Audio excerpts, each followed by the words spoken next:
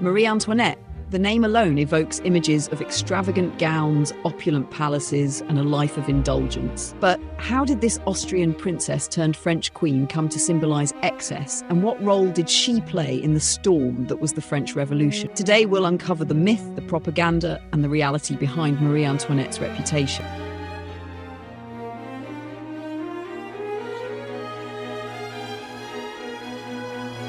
Born in 1755, Marie Antoinette was the youngest daughter of Empress Maria Theresa of Austria. At just 14, she was sent to France to marry Louis XVI, sealing an alliance between two rival nations. As Dauphine, her early years in France were marked by an awkward struggle to adapt to French court life. Her marriage to Louis XVI was far from a fairy tale. Delayed consummation and intense public scrutiny made her position precarious. Yet her charm and youth captivated many, especially the French aristocracy.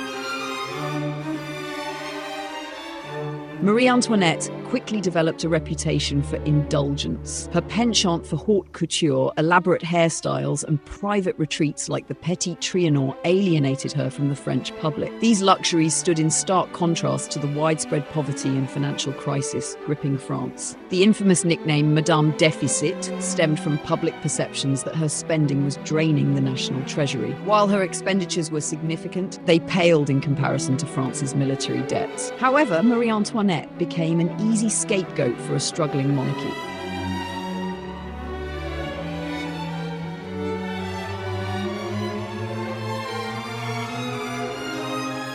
The public's disdain for the Queen wasn't entirely organic. It was fueled by a tidal wave of revolutionary propaganda. Pamphlets, posters, and gossip painted her as a foreign immoral queen, accusing her of everything from lavish spending to treasonous acts. One example was the notorious diamond necklace affair, a scandal in which Marie Antoinette had no involvement, but for which she was vilified. And of course, there's the famous yet false quote, "Let them eat cake," which encapsulated her supposed apathy toward the suffering of the poor.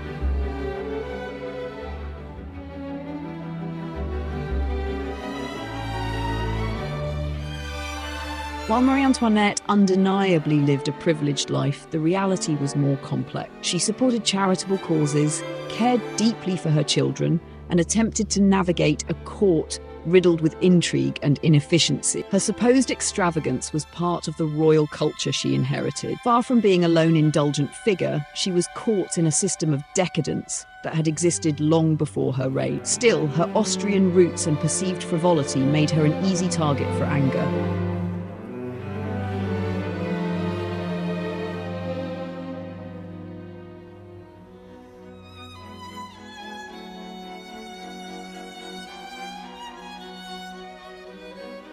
In October 1793, Marie Antoinette was executed by guillotine, cementing her legacy as a scapegoat for the monarchy's failures. In the years since, she's been portrayed as both a victim of circumstance and a symbol of aristocratic excess. Her story remains a reminder of the power of propaganda, the dangers of wealth disparity, and the complexities of historical figures. Was she truly a villain, or merely a queen who became the face of a collapsing regime?